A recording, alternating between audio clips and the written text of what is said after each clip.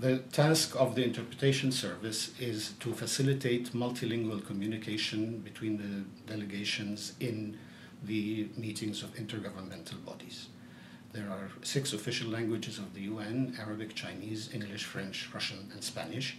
And the interpreters in all these languages have to make sure that the delegates who speak their respective languages are aware of what's going on in the meeting room and can get all the nuances and shades of meaning in their own language.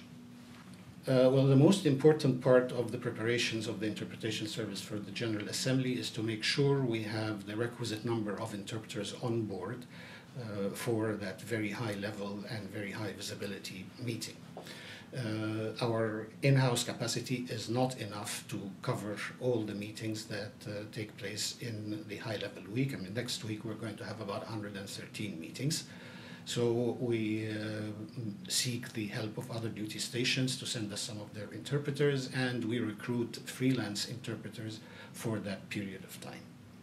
Any member state can speak any language it wishes to speak, provided they bring their own interpreter who will interpret that statement into one of the official languages of the United Nations. Last year, we had an interesting story happen.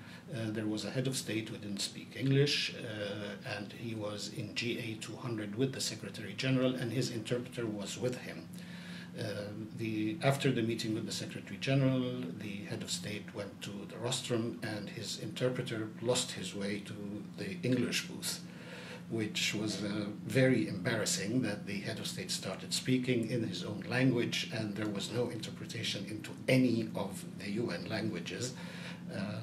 So in a panic and a frenzy, we started looking for the interpreter and found him lost somewhere in one of the corridors of the General Assembly Hall and dragged him to the English booth where he started interpreting, but unfortunately the head of state had to start his speech all over again.